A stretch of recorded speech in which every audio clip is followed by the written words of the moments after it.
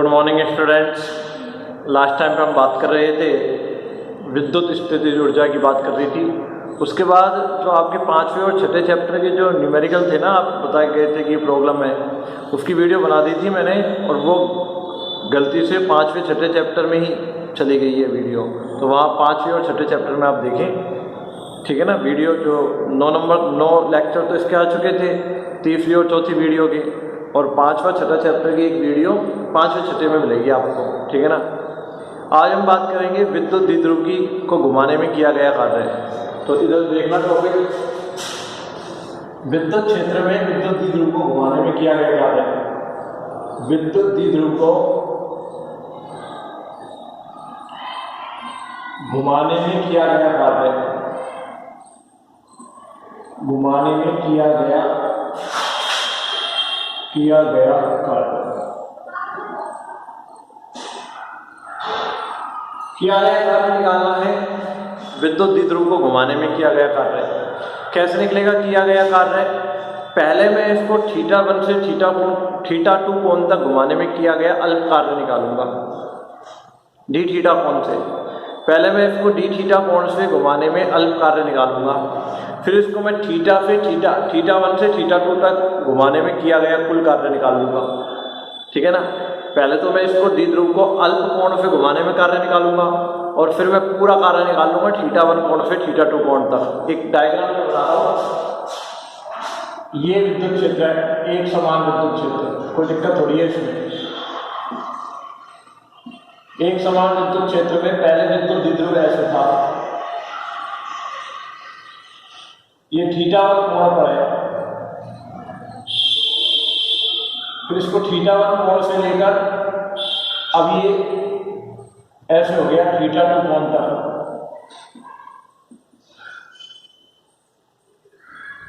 मैं ये पहले कितने कोण पर है? θ1 कोण पर। कितने कोण पर है? θ1 कोण पर है। फिर इसको कितने कोण तक घुमाना है? θ2 कोण तक घुमाना है। θ1 कोण से θ2 कोण तक घुमाने में किया गया कुल कार्य निकालना है विद्युत द्विध्रुव को। पहले मैं इसको dθ कोण से घुमाने में किया गया कार्य निकालूंगा। और पहले चैप्टर में आप पढ़ चुके हैं कि विद्युत द्विध्रुव पर हमको निकालना क्या है? विद्युत द्विध्रुव ये विद्युत क्षेत्र में रखा है, इसको θ1 कोण से θ2 कोण तक घुमाने में किया गया कुल कार्य निकालना है। कुल कार्य निकालना है θ1 कोण से लेकर θ2 कोण तक घुमाने में किया गया कुल कार्य। इधर सुनिए आप, हमने पहले चैप्टर में पढ़ा था कि विद्युत द्विध्रुव पर जो बलागुण होता है, बलागुण विद्युत द्विध्रुव पर वो होता है ताऊ बराबर Pe sin थीटा। ये समीकरण 1 है, जानते हैं। और विद्युत द्विध्रुव को dθ कोण से घुमाने में किया गया कार्य, घुमाने में किया गया कार्य। विद्युत द्विध्रुव को dθ कोण से घुमाने में किया गया कार्य निकाल लूंगा, फिर इसको कितने कोण तक घुमाना है? θ1 से θ2 तक।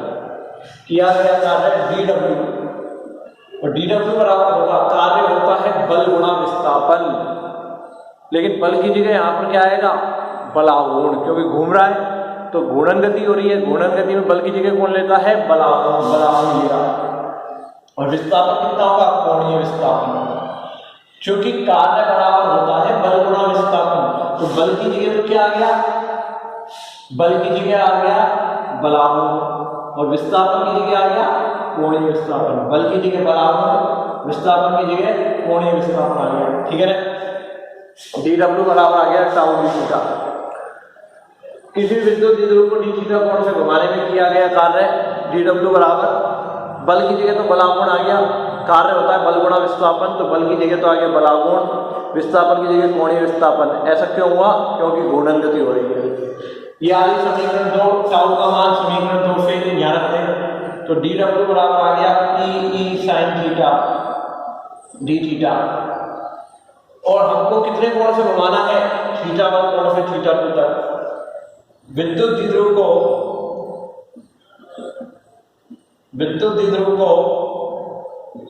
θ1 कोण से θ2 कोण तक घुमाने में किया गया कोई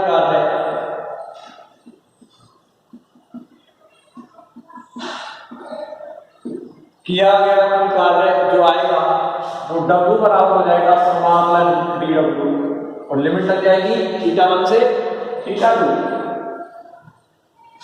समीकरण आ गई 3।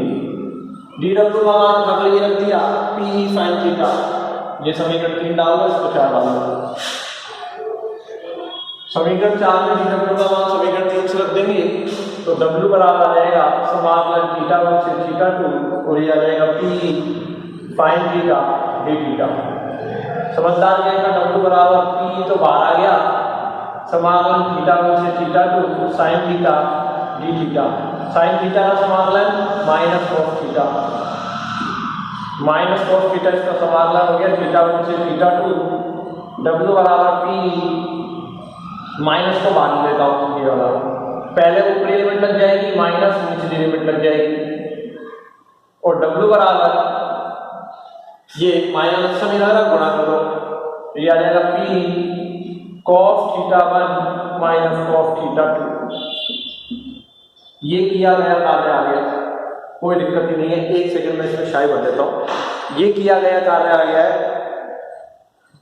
कोई दिक्कत होनी ही नहीं चाहिए इसमें आपको।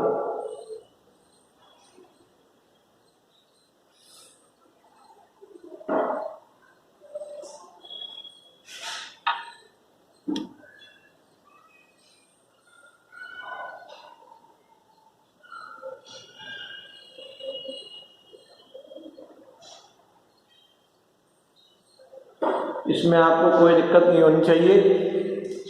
W बराबर ये आ चुका है, ये शाही भर रहा था, शाही भर ली, कोई दिक्कत वाली बात नहीं है। लिमिट आ गई θ1 से θ2 समाकलन किया है, कुछ नहीं है, ठीक है। अब क्या करना है इधर देखना, विशेष स्थितियां।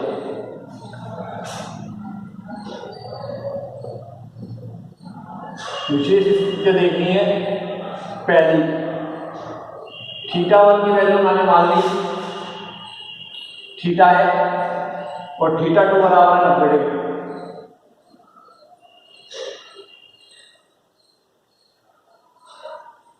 θ1 की वैल्यू तो है ऐसे मान लेते हैं, θ1 की वैल्यू तो थीटा मान लेते हैं, तो θ2 की वैल्यू मान लेते हैं 90 डिग्री, ठीक है ना। कोई दिक्कत वाली बात नहीं है, कोई दिक्कत वाली बात नहीं है। थीटा आ जाएगा 90, ठीक।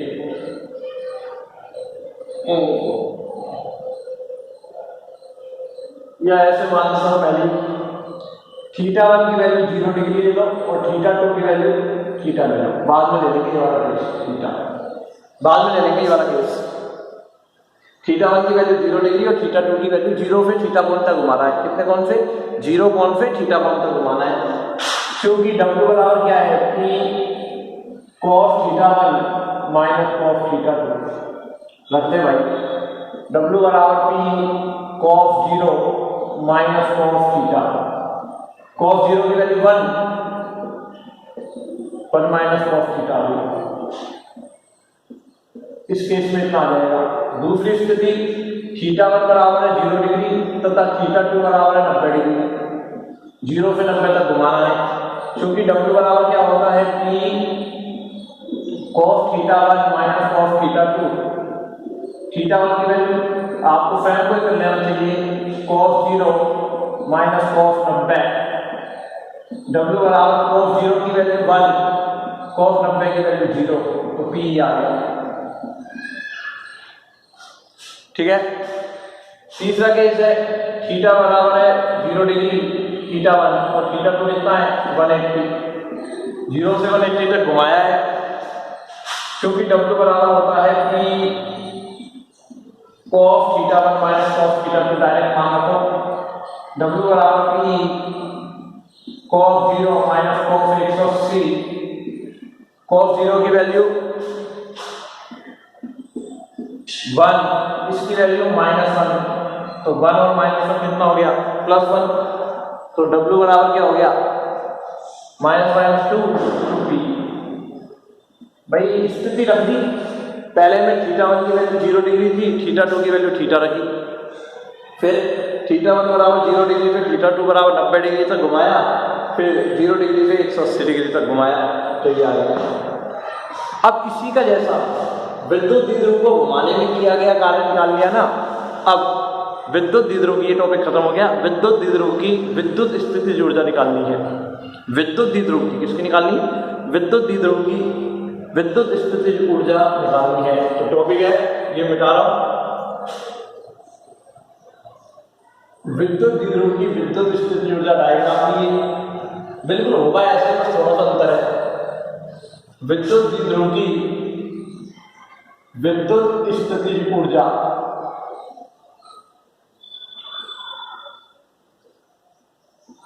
विद्युत द्विध्रुव की विद्युत स्थितिज ऊर्जा निकालनी है आपको। क्या निकालनी है? विद्युत द्विध्रुव की विद्युत स्थितिज ऊर्जा निकालनी है। तो इधर सुनना, विद्युत द्विध्रुव को θ1 बराबर 90 डिग्री से θ2 बराबर θ कोण तक, कितने कोण से, इसको भी मैं मिटा रहा हूं, इधर देखो, इधर देखो, बिल्कुल ऐसा कैसे होगा, थोड़ा सा अंतर है। विद्युत द्विध्रुव को θ1 बराबर 90 डिग्री से θ2 बराबर θ कोण तक, θ1 बराबर 90 डिग्री से θ2 बराबर θ कोण तक, 90 डिग्री से कितने कोण तक? θ कोण तक घुमाने में किया गया कार्य विद्युत स्थितिज ऊर्जा होता है। इधर सुनना, 90 डिग्री से जो घुमा रहे हैं, 90 डिग्री से 90 डिग्री पर स्थितिज ऊर्जा शून्य होगी और θ कोण पर कुछ ना कुछ स्थितिज ऊर्जा आएगी। यहाँ पर ऊर्जा कितनी होगी? शून्य, और यहाँ पर कुछ ना कुछ ऊर्जा आएगी। तो 0 से ऊर्जा θ1 बराबर 90 डिग्री से θ2 बराबर θ कोण तक घुमाएंगे ना, तो θ1 बराबर 90 डिग्री पर ऊर्जा शून्य आती है। तो शून्य से किसी ऊर्जा तक θ कोण पर कुछ ना कुछ कार्य आएगा, ऊर्जा आएगी। तो यहाँ पर ऊर्जा 0 आएगी और यहाँ पर ऊर्जा u आएगी। तो 0 से u तक ऊर्जा ही तो निकालनी है अपन को। θ1 बराबर 90 डिग्री पर ऊर्जा शून्य होती है, यानी कि न्यूनतम स्थितिज ऊर्जा से किसी कोण पर जो ऊर्जा है वहां तक की ऊर्जा निकालनी है, और वही विद्युत द्विध्रुव की क्या हो जाएगी? विद्युत स्थितिज ऊर्जा हो जाएगी। 90 डिग्री पर ऊर्जा शून्य क्यों आएगी? इधर देखना, ऊर्जा होती है Q1 Q2/R। जब विद्युत द्विध्रुव 90 डिग्री पर होगा तो ये R, विद्युत द्विध्रुव से जो दूरी होगी R, विद्युत क्षेत्र से, ये विद्युत द्विध्रुव है, R का मान मैक्सिमम होगा दूरी, E वेक्टर से इस विद्युत द्विध्रुव की दूरी क्या होगी? 90 डिग्री होने पर मैक्सिमम, या R मैक्सिमम होगा तो U का मान मिनिमम होगा। यानी कि जब ये विद्युत द्विध्रुव 90 डिग्री के एंगल पर रखा होगा ऐसे, तो इसकी विद्युत क्षेत्र से दूरी क्या होगी? सबसे ज्यादा होगी, और दूरी ज्यादा होगी तो U क्या होगा? न्यूनतम। न्यूनतम मतलब 0। जब विद्युत द्विध्रुव 90 डिग्री के एंगल पर रखा हुआ है तो उसकी ऊर्जा 0 होती है, और θ2 बराबर θ कोण पर कुछ ना कुछ ऊर्जा आएगी। तो यहाँ से यहाँ तक की ऊर्जा निकालनी है घुमाने में, विद्युत स्थितिज ऊर्जा। तो हम समाकलन कहाँ से कहाँ तक करेंगे? 90 डिग्री से θ कोण तक। डायग्राम में बना रहा हूं, इधर देखना, ये विद्युत क्षेत्र है E वेक्टर, ये विद्युत द्विध्रुव ऐसे रखा हुआ है तो U बराबर कितना है? 0। अब विद्युत द्विध्रुव ऐसे रखा हुआ है, ये θ1 की वैल्यू कितनी है? 90 डिग्री, और ये -q और ये +q, और θ2 की वैल्यू कितनी होगी? θ2 की वैल्यू θ हो गई, तो ये u की वैल्यू कुछ यहाँ पर कुछ ना कुछ उड़ जाएगी। तो विद्युत द्विध्रुव को 90 डिग्री से कितने कोण तक घुमाना है? θ कोण तक। कितने कोण तक घुमाना है? 90 डिग्री से। 90 डिग्री पर 0 होती है ऊर्जा, और θ कोण पर ऊर्जा कुछ ना कुछ होती है, u होती है। तो 0 से यहाँ तक की ऊर्जा निकाल लेंगे तो वही तो विद्युत स्थितिज ऊर्जा होगी। घुमाने में किया गया कार्य है वही तो ऊर्जा होगी। मैं बार बार कह रहा हूँ कि 90 डिग्री पर ऊर्जा क्या होती है? शून्य, क्योंकि दूरी ज़्यादा है, ऊर्जा कम होगी, शून्य होगी। 90 डिग्री पर ऊर्जा शून्य है, और θ कोण पर ऊर्जा है u, तो 0 से u तक की ऊर्जा आ जाएगी। तो 90 डिग्री से 90 डिग्री से थीटा कोण तक घुमाने में किया गया कार्य निकालेंगे। थीटा 1 बराबर 90 डिग्री से थीटा 2 बराबर थीटा कोण तक घुमाने में जो कार्य आएगा वही इसकी ऊर्जा हो जाएगी। यहाँ ऊर्जा 0 है, यहाँ पर ऊर्जा U है, जो ऊर्जा आएगी वही विद्युत द्विध्रुव की ऊर्जा हो जाएगी। अब ऐसा कैसे होगा, बलाव में इतना होता है, पहले मैं इसको थीटा कोण से घुमाने में किया गया कार्य निकालूंगा, वही आएगा, वो मान रख दिया। अब मुझे कितने कोण से घुमाना है, थीटा 1 बराबर 90 डिग्री से, तो थीटा 1 बराबर 90 डिग्री से थीटा 2 बराबर थीटा कोण तक घुमाने में किया गया कार्य, वही तो ऊर्जा आएगी। फिक्स हो गया 90 डिग्री से थीटा कोण तक, तो थीटा 1 का मान तो 90 डिग्री है और थीटा 2 का मान थीटा है, यहाँ 90 डिग्री और ये थीटा, ये 90 डिग्री और ये थीटा, बिल्कुल ऐसा ही हो रहा है, ये 90 डिग्री और ये थीटा, तो थीटा 2 की जगह तो आ जाएगा थीटा और थीटा 1 की जगह आ जाएगा 90।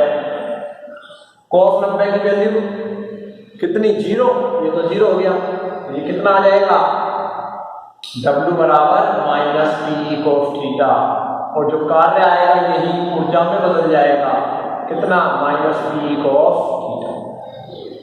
फिक्स कर दिया ना भाई, 90 डिग्री से थीटा कोण तक घुमाने में किया गया कार्य है। 90 डिग्री से क्यों घुमा रहे हैं, क्योंकि 90 डिग्री पर दूरी न्यूनतम हो जाती है, 90 डिग्री पर दूरी अधिकतम हो जाती है, सॉरी दूरी अधिकतम हो जाएगी तो ऊर्जा न्यूनतम हो जाएगी, न्यूनतम कितनी हो जाएगी, 0, और इसको थीटा 2 किसी कोण तक घुमा दिया है, थीटा 2 बराबर थीटा कोण पर ऊर्जा कितनी आ रही है, U, कुछ ना कुछ आएगी, तो 0 से U तक की ऊर्जा निकाल दी, यानी कि इसको इतने से इतने घुमाने में किया गया कार्य वही ऊर्जा हो जाएगी, तो ये किया गया कार्य ऊर्जा में बदल जाएगा। और सदिश रूप में इसको लिख देंगे, सदिश रूप में U बराबर, U तो अदिश राशि है, minus P vector dot E vector, minus P vector dot E vector आ जाएगा, क्योंकि ए बी कोस थीटा होता है, A vector dot B vector. अब वही विशेष स्थिति लगा लेंगे, 3 इसमें विशेष स्थिति आ जाएगी,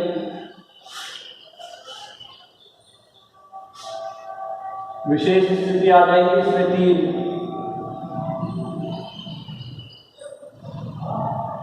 कौन कौन सी आ जाएगी, पहली थीटा बराबर है 0 डिग्री, W बराबर माइनस पी कॉस थीटा है, U बराबर, तो इसलिए U बराबर आ जाएगा माइनस पी कॉस 0, कॉस 0 की वैल्यू 1, तो U बराबर माइनस पी, और ऊर्जा न्यूनतम आनी है, ऊर्जा का न्यूनतम आना मतलब वो संतुलन की स्थिति है, स्थायी स्थिति है, किसी भी चीज की ऊर्जा यदि कम होती है तो वो स्थायी होता है, और यदि ऊर्जा ज़्यादा हो जाती है तो वो अस्थायी होता है, आपने पढ़ा होगा। ऊर्जा न्यूनतम है, माइनस में न्यूनतम है, तो ये स्थायी स्थिति है, कौन सी है, स्थायी संतुलन की स्थिति, स्थायी संतुलन। दूसरी स्थिति थीटा बराबर है 90 डिग्री, तो इसलिए U बराबर है माइनस पी कॉस 90, कॉस 90 की वैल्यू 0, तो U बराबर 0। तीसरा U बराबर है 180 डिग्री, तो इसलिए U बराबर हो जाएगा minus theta, minus P cos 180, सूत्र है ना वो, तो और माइनस पी कॉस 180 का मान -1, तो U बराबर P। तो ऊर्जा अधिकतम है, ये तो न्यूनतम है, ये न्यूनतम है, ये अधिकतम है, तो ये कौन सी स्थिति है, संतुलन की स्थिति। ये तो स्थायी संतुलन है और ये अस्थायी हो गया। भाई ऊर्जा न्यूनतम होती है ना, ऊर्जा न्यूनतम, तो वो स्थायी होता है, ये न्यूनतम है, मिनिमम, और ये मैक्सिमम है, और मैक्सिमम ऊर्जा आ गई तो वो अस्थायी होता है। कैसे, यदि मैं तुम्हारे को 10 झापड़ मार दूं तो तुम्हारी ऊर्जा बढ़ जाएगी, आग बबूले हो जाओगे, तुम ऊर्जा बढ़ जाएगी, आग बबूले हो जाओगे तो तुम अस्थायी हो जाओगे। ऊर्जा बढ़ने पर आदमी अस्थायी होता है, तो हो गया ना। और तुम्हारी ऊर्जा कम है, बुखार हो गया, तुम्हारी ऊर्जा ही नहीं बची, तुम स्थायी पड़े हो आराम से, कोई से कुछ नहीं कह रहे हो, ठीक है ना। तो उसमें तो हमने पहले वाले डेरिवेशन में थीटा 1 से थीटा 2 तक कुल कार्य निकाला था। यहाँ पर हमने थीटा 1 बराबर 90 डिग्री से, कितने से निकाला है, 90 डिग्री से, 90 डिग्री से क्यों निकाला है, क्योंकि वहाँ ऊर्जा 0 होती है।